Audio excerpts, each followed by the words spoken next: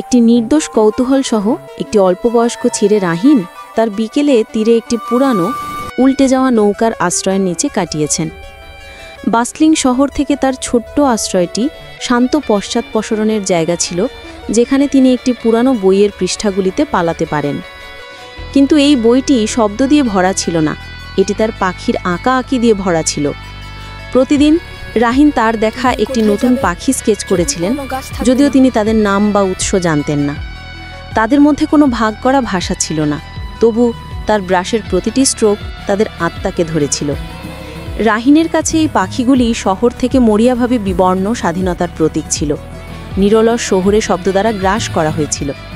একটি বিশেষ বিকেলে তিনি উজ্জ্বল হলুদ সবুজ পালকসহ একটি আকর্ষণীয় পাখির মুখোমুখি হয়েছিলেন। এর চোখগুলি বিশ্বের প্রশ্ন জিজ্ঞাসা করে বলে মনে হয়েছিল। বন্দি রাহিন তার জীর্ণ পৃষ্ঠাগুলির মধ্যে পাখির ছদ্মবেশ উপস্থিতিকে অমর করতে সক্ষম হয়েছিল।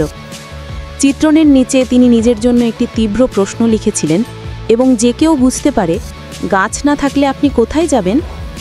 রাহিনের পাখির বই খুব বেশি দিন গোপন ছিল না। তার সহপাঠীরা হৃদয়গ্রাহী শিল্পীকে লক্ষ্য করে তাদের স্কুল এবং পাড়ার মধ্যে তার অঙ্কনগুলি ভাগ করে নেয়। ছবিগুলি শীঘ্রই সোশ্যাল মিডিয়ায় তাদের পথ খুঁজে পেয়েছিল, এমন একটি শহরে কথোপকথনকে প্রজ্বলিত করেছিল, যা হয়তোবা শুনতে ভুলে গিয়েছিল।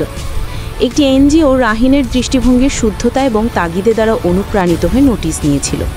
তারা দ্য লস্ট ডানা অফ দ্য সিটি শিরোনামে একটি আর্ট শোয়ের পরিকল্পনা করেছিল, যেখানে রাহিনের পৃষ্ঠাগুলি আরও বড় দর্শকদের সাথে কথা বলবে। এনজিওর সমন্বয়কারী রাফে কেবল অঙ্কন প্রদর্শন করার লক্ষ্য রাখেননি, তিনি তাদের বহন করা গল্পগুলি বলতে চেয়েছিলেন। প্রতিটি চিত্রের সাথে একটি আখ্যান প্রতিধ্বনিত হয়েছিল, অনেক ভোরের পাখির কলের মতো, পরিষ্কার, উজ্জ্বল এবং দীর্ঘস্থায়ী। প্রকৃতি আমাদের গল্প বলে, রাফে উদ্বোধনে জোরে জোরে পড়েছিলেন।